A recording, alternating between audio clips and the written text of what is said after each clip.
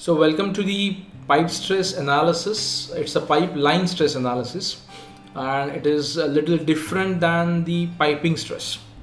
So now what we do is that before going into this subject, I would like to show you one small video which can give you a little bit seriousness about the pipeline, because piping is most common, pipeline is not that common in, like, probably other than the Middle East. You will find a lot of refinery or process plant stress engineers but very few pipeline stress engineers. So let's start with the video and let's check what it is.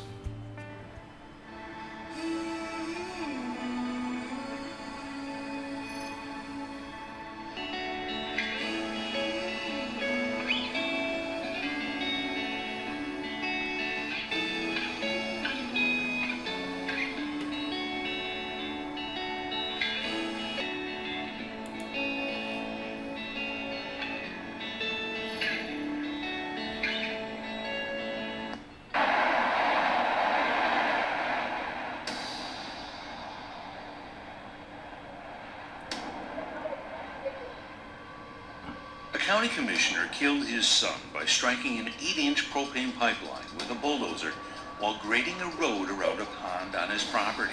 The leaking propane ignited and killed the son on the porch of his home, 150 yards away. It took just 7 minutes for this avoidable tragedy to unfold. After striking a 14-inch propane line with a small front-end loader.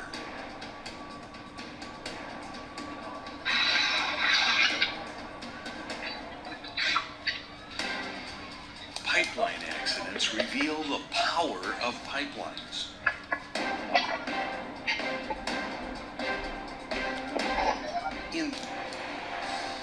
This is the power of an 850-pound natural gas pipeline rupture. The gas, which never ignited, blasted a 10-foot deep crater in earth.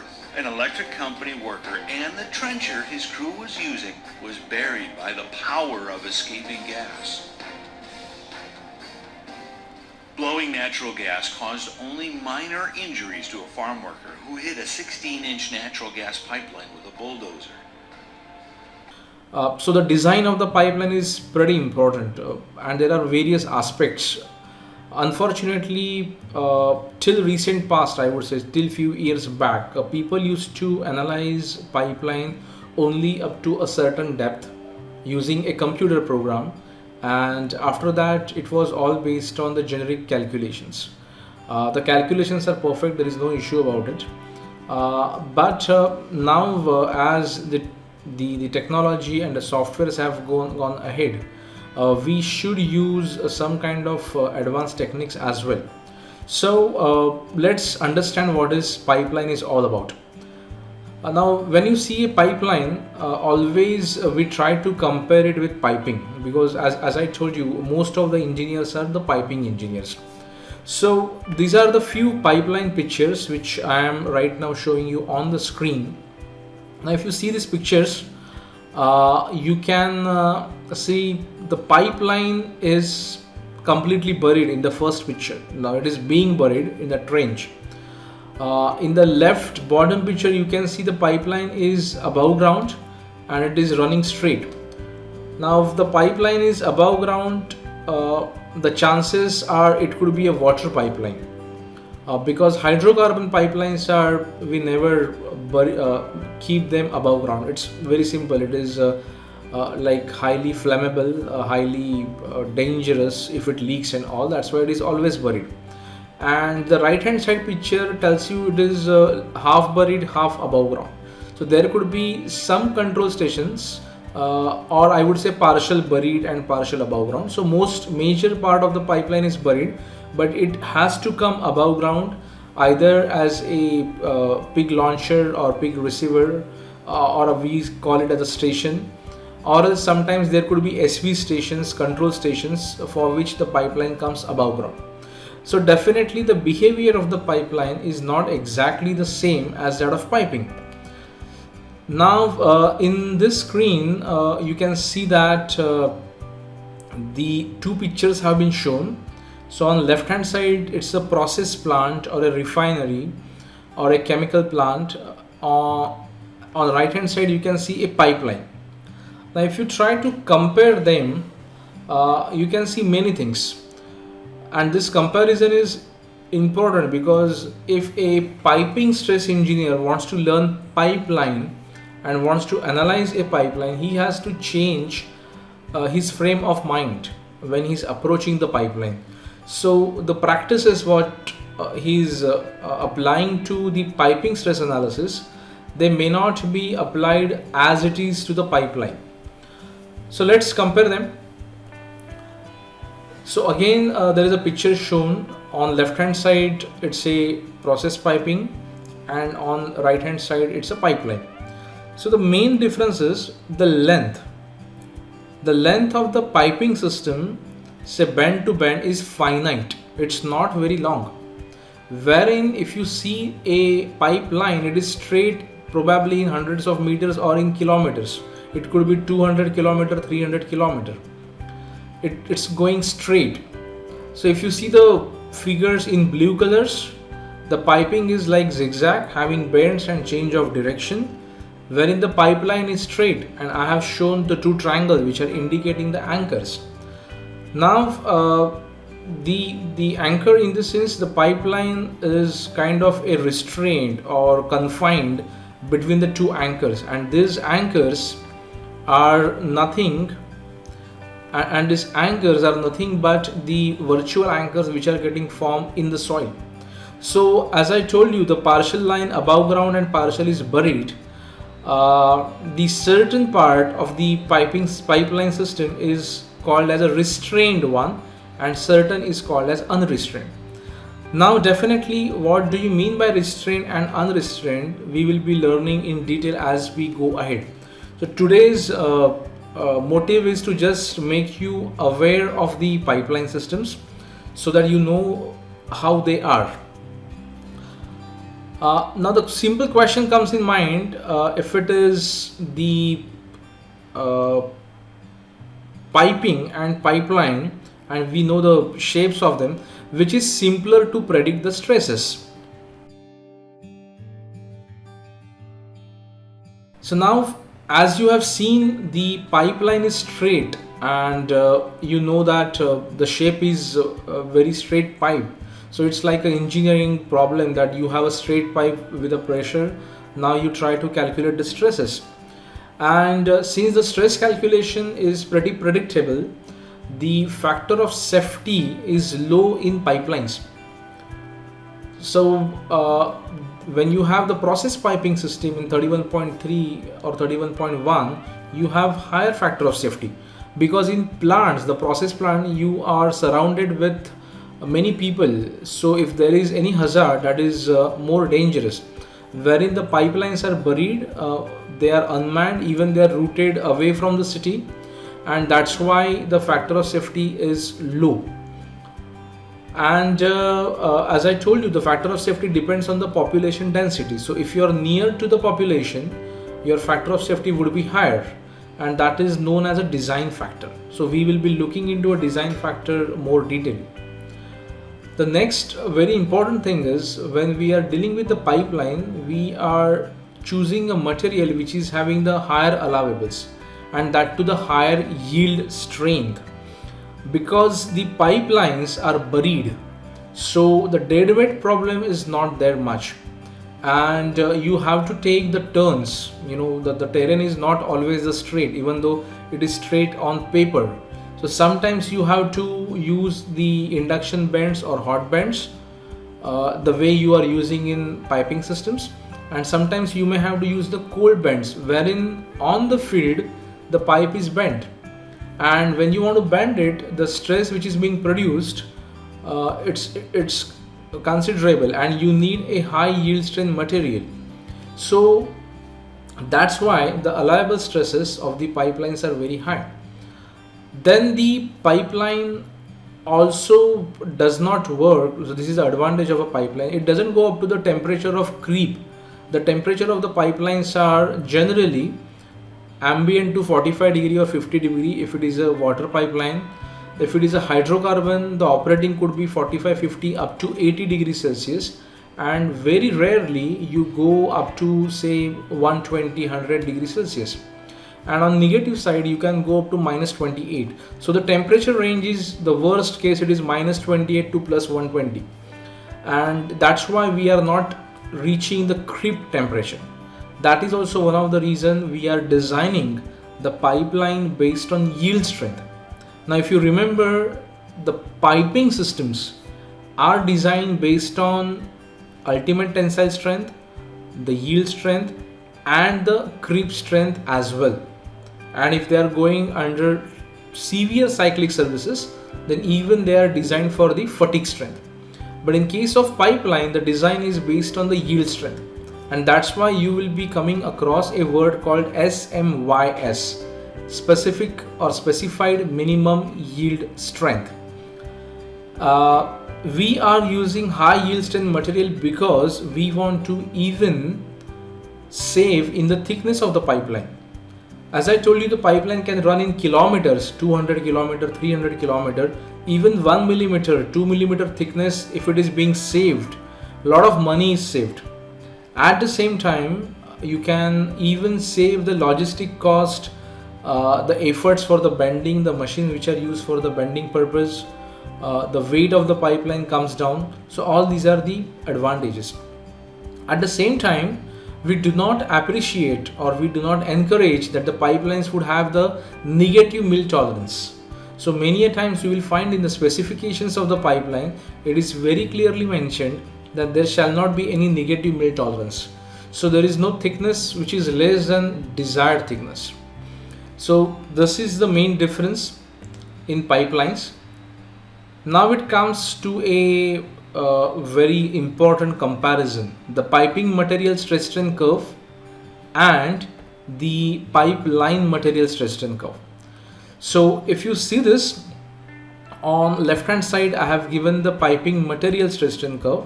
It is hand drawn, so it's not that perfect. Just to make you understand, I have drawn this. So the left hand side, if you see this, the yield strength, it is typically say A106 grade B material, which is commonly used for piping. The yield strength is 35,000 psi, that is pounds per square inch, and the ultimate tensile strength is near about 60,000.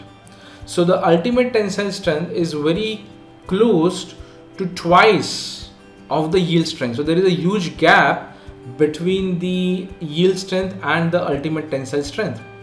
And that is the reason when you are defining the permissible stress or the allowable stress in case of in case of piping, the allowable stress value is always based on ultimate tensile and yield.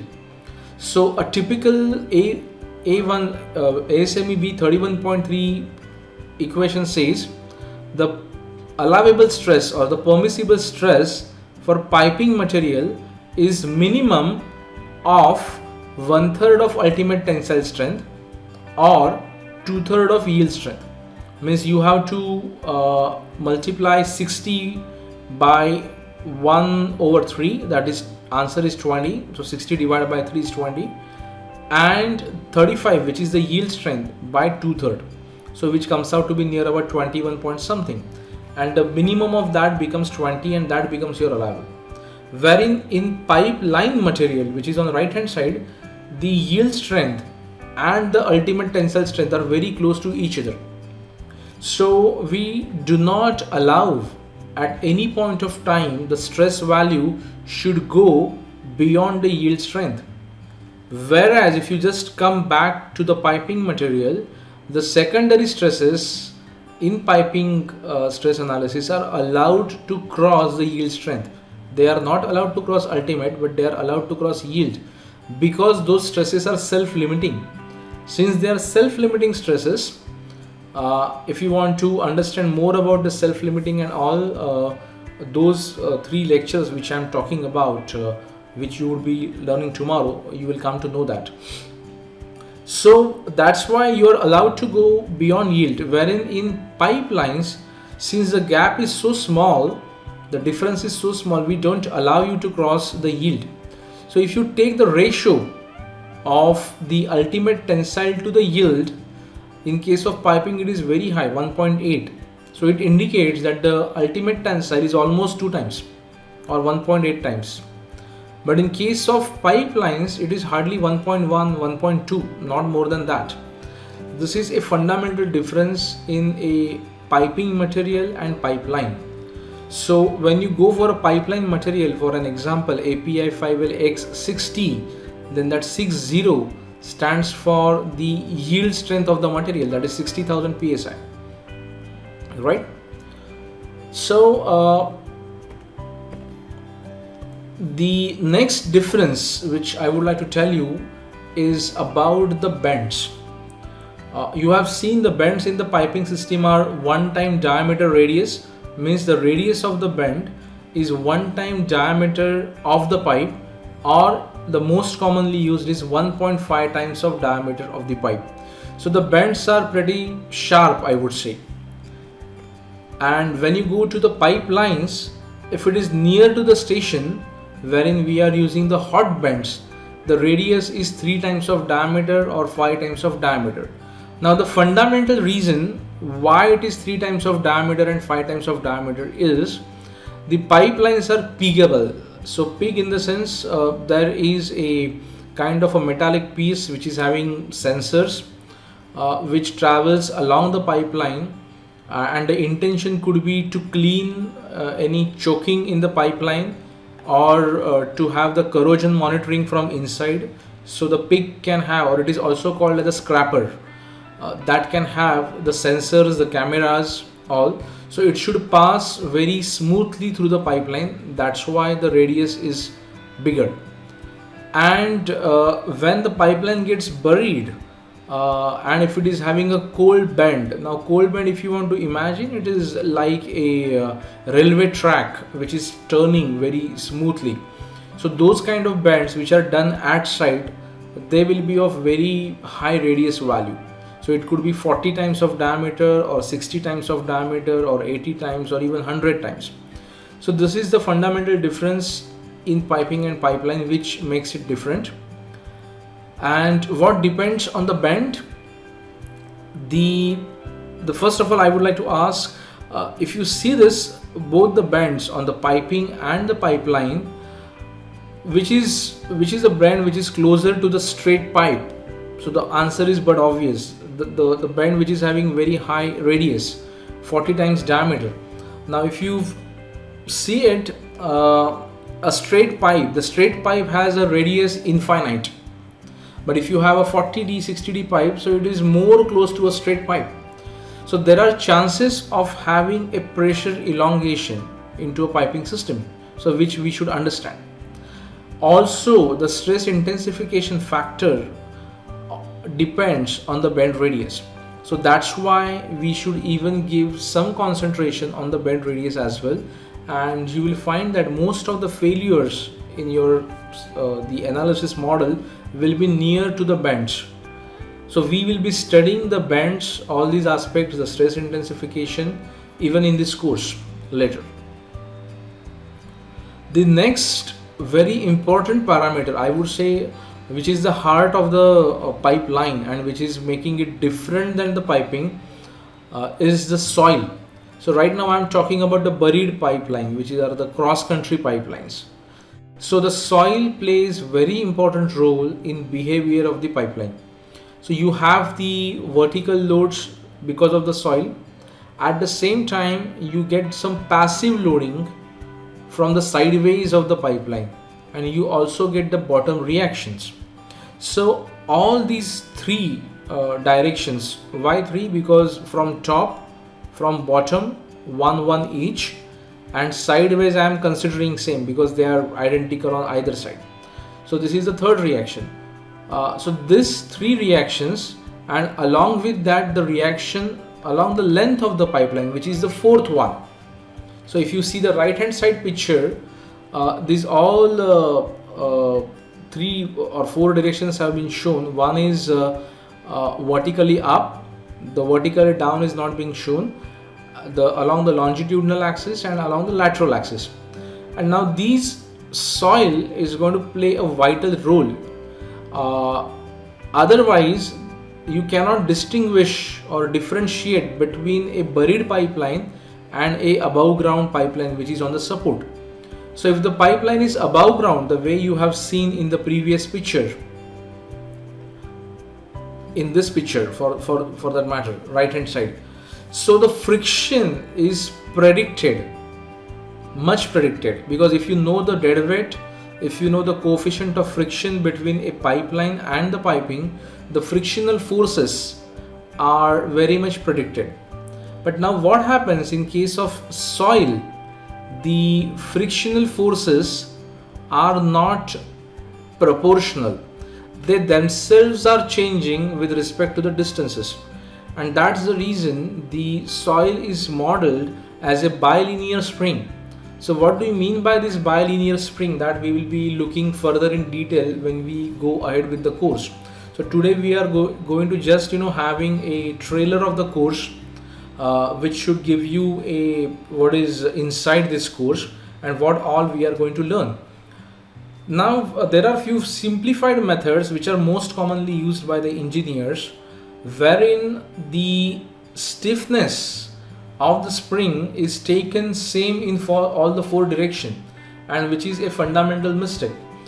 The stiffnesses are not the same, they affect the pipeline in a different way. It can change the virtual ankle length, it can change the movement of the bends, it can even determine whether you need a anchor block or not, or thrust block or not. So all these aspects are going to rely on soil pipe interaction.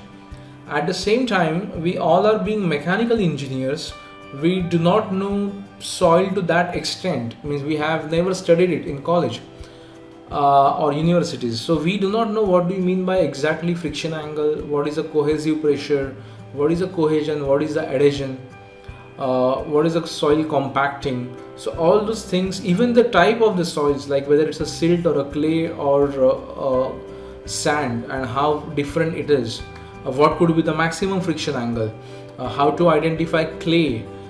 So all those things we are going to learn in this course, and it will be very interesting session. The soil, as I told you, is going to make a pipeline either restrained or unrestrained. Now if you see this picture, and if you try to see on the left hand side, it is a above ground pipe which is going some degree down and which is getting buried, a deeper one, and then it is again coming up on the right hand side. So because of the soil friction and all, the in between length or some stretches of the pipelines, they act as a restrained pipe. So as if you need to imagine that the pipe has got anchors on either side. Now those who are piping engineers and having that frame of mind, that how come we can give anchor in front of anchor, because it is never allowed in piping systems that you can give two anchor in front of each other, but that is what they're into the pipelines. Automatically the anchors do form in front of each other, and then it's a the game of the different type of stresses which come into picture. So some are compressive, some are tensile, some act in direction of each other, some act in opposite direction, and it will be very interesting to study this portion to understand how the pipeline behaves. And herein, since you have got anchor on both the sides, your boundary conditions are frozen, you can do or you can rely on the manual calculations, and that is what we have been doing for all these years. But nowadays the trend had changed. Now the client started asking you to model the entire pipeline into the software, because it is quite evident that the line cannot be so straight the way it is been shown into the picture, and in reality you have got some bends, some ups and downs and all. So you have to get the realistic stress value. Now the next part which is being faced by the above ground pipeline, as I told you, there are two major parts. One is above ground pipeline, one is buried pipeline. So above ground pipeline is very much typical to a piping system. So all those problems which we are facing in piping could be there into the pipeline as well. That is what we call as a station piping. So like movement due to pressure elongation, which is very common, and that is not there in piping because the bend radius are very short, 1.5D or 1D. But when you go to the 20D, 40D, 60D bends, the pressure elongation matters. And there is even sometimes the wrong results are given by the software. The way the software interprets the pressure elongation is a little bit I would say you need to understand it before taking any decision. So engineers do apply the pressure elongation blindly, and they sometimes give such a heavy anchor block loads and all that the civil engineer, it is nightmare for him, and at the same time it is a nightmare for a client to build such a huge blocks. So we will be looking in detail for pressure elongation. Then the flange leakage, which is a very common problem, as you have seen in that video, the pipeline pressure ratings are always high. Video he was talking about 850 pound rating. So the pound rating of the pipelines are very high, 600, 900, likewise. So flange leakage is important. Then the next important part for the above ground pipeline is the scraper, launcher or receiver movements. So you have to take a decision whether you want to keep them like a fixed support, the way you fix the pressure vessel, or you want to allow them to move up to what level they should move. And if they move, then they have got connected piping system. So what happens with that, and how to communicate with your piping buddy, because in some companies the pipeline engineer and the piping engineer are different and they demarcate their boundaries, and if they do not communicate well, then it could be a problem, because the real pipe at site doesn't know whether it belongs to piping system or pipeline system. So it behaves simply as a pipe, and then there could be some problem. Then one of the neglected portion is the forces on insulation joint or monolithic insulation joint, which is just when the pipeline comes above ground. So those forces needs to be checked. The modeling has to be done properly. Then very frequently asked question whether we should give a thrust block or a anchor block or an anchor flange to the pipeline or not, and if yes, where it is to be given and how it is to be given. So we will be trying to find out the answers for that. Now these thrust block sometimes do come on above ground. I have seen few engineers putting them on above ground. So is it good to put on above ground or not? Those questions also we will be answering. Next is a very important thing, and in my experience the most neglected thing. There are quite a few accidents which do happen because of the water hammer or surge, and those things, if it happens underground or below ground, then sometimes they are unnoticed, but if they happen above ground, they are absolutely hazardous. The pipeline can move from here to there. Now let's move to the challenges what are being faced for the buried pipeline. Now what we have seen is the above ground pipeline challenges. Now let's go for a buried. So we were talking about the water hammer a while ago. Now look at this picture. Let's first understand the reason of the water hammer. The very basic reason of the water hammer is a change of momentum of the fluid inside the piping system, and water pipelines are more susceptible for the water hammer, and even the liquid hydrocarbon, wherein you are having a liquid hydrocarbon from a jetty where the ship comes and it unloads the oil or a hydrocarbon, liquid hydrocarbon, and you want to take it 3-5 kilometer away in the plant.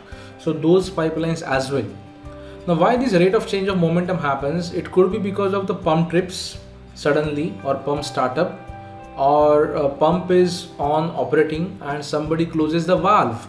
So this enhances the pressure into the pipeline tremendously, and there are chances that the pipeline can burst. So you can see some of the pictures wherein the water hammer effect is being shown. So for that reason, you need to do a proper water hammer analysis, which can be seen into a left hand side figure, wherein you get the pressure versus time as a output from another software. Now this cannot be done into your stress analysis software. For this you have to use some other software, which is a fluid analysis software, and that too not a steady state analysis software. You have to go for a transient analysis module of that. And if the pipeline is above ground, because of water surges there could be a huge movement of the pipeline, and sometimes it can fall off the support. So these kind of accidents are very likely to happen if this is not being checked, and these are having tons of forces. The next very important aspect is the seismic analysis. What if the earthquake comes? Now probably I can bet many of the piping engineers who have shifted from piping to pipelines, or they get a chance to do a pipeline, they very well model buried pipeline using the manual of the software, and they straight away apply the acceleration because of gravity the way they apply for a above ground piping, and they do the analysis, and there they go wrong totally, because these softwares do not have a capability to model a seismic analysis event in buried pipe system. So we will be looking at the answers of this question, why the software cannot analyze a seismic effect for a buried pipeline. And when you are thinking about a pipeline, you must think a basic difference in piping and pipeline. The piping system is on a structure, and the space which is being covered is in few meters or few hundreds of meters. So when the main shock is being registered by the structure, wherein in the pipelines the pipeline is in kilometers. So when the entire earth moves, there are chances that there could be a relative movement of the earth itself. Okay, so your pipeline is as if crossing a region wherein half the portion of the earth is moving in one direction and half could be in another direction, plus the particle motion. So you have to study this subject a little bit in depth, but we will be giving you a introduction to seismic analysis, the what kind of waves are being created, whether they are primary waves or secondary waves, what is about the particle motions, all those stuff, what kind of calculation we carry out. So we are going to touch this part as well. Now as I told you, you should understand what is a peak horizontal strain, or what is the horizontal ground strain. So these kind of graphs are there, so we are going to check them in detail when we go ahead. The other kind of effect which pipeline experience is the buckling, which is unlike in piping, which is above ground. So if you see these pictures, you can see that the pipeline has suddenly come up, and it's a desert which is being shown. Okay, so these kind of events, or you can see on the right hand side, the pipeline has come up. So why it comes up, or what you should do so that it won't come up. So all these kind of the theory behind it, the calculations behind it, and the sample problems we are going to check. So we have to check what is the axial force which is acting on the pipeline, which is making it uplift, what is the force from the top side, and what is the mathematics into it. So buckling is a main hazard which is commonly seen in the pipelines. Then the next which is very uncommon, not you won't see it in all part of the world, But there are some terrains, like I have done one pipeline in Papua New Guinea, which is north of Australia. Therein, that soil liquefaction is one of the problem we had faced. So this soil liquefaction, in the sense, you can see in this picture, there is a car which is being parked, and suddenly the soil which was firm has turned like a clay or a mud, and the entire car is going down. So why this happens? So we have to know the theory behind it, that there are different layers of the ground surfaces, and there could be a saturated water underneath, and when there is a movement because of earthquake and all, the water from one area can shift into the other area, and because of the pressure it can even try to come up like a kind of a capillary action, and when it comes and goes up to the surface, the soil can lose its strength, and the entire strength vanishes within no time, and there could be some problems. So when this happens, the soil liquefaction, there are chances that the pipeline can come up and it can start floating. So you can see a right hand side picture which is wherein the pipeline is floating. So you have to anticipate these problems. You have to check the water table level, what is the dry soil, what is the saturated soil, and how much amount of the pipeline is exposed to it, what is the buoyancy force acting on it. So these calculations also we are going to see, and we are going to solve them in detail. Then the very common question which is being asked, anchor flanges and the thrust blocks. So let's first see how they look like. So you can see on left side figure wherein you can have a anchor or a thrust block, and right hand side you can see the actual anchor flange. So this anchor flange is embedded into the anchor block, and the design of this anchor flange, how it is to be designed. So sometimes to calculate the forces on the anchor flanges or anchor block, you can even use some generic calculation methods or manual methods, because you may have to give this information at the very start of the project. So those methods we will be looking at, and at the same time we will just have a review of one of the case study what we have done using finite element analysis, how to design this anchor flanges. So we will just have a quick review. We won't be going in detail, but we should know how it can be designed. So this is one of the aspect. So if you see this, sometimes you may even have to put the bends under the thrust blocks. So there is a little bit difference in thrust block and the anchor block. So when to give a thrust block and when to give an anchor block. So those questions also we will try to answer. So these could be huge concrete blocks which can come at the T, at the bench, and when to give them. So what we are trying to see here is a pipeline is not only about a software input and output.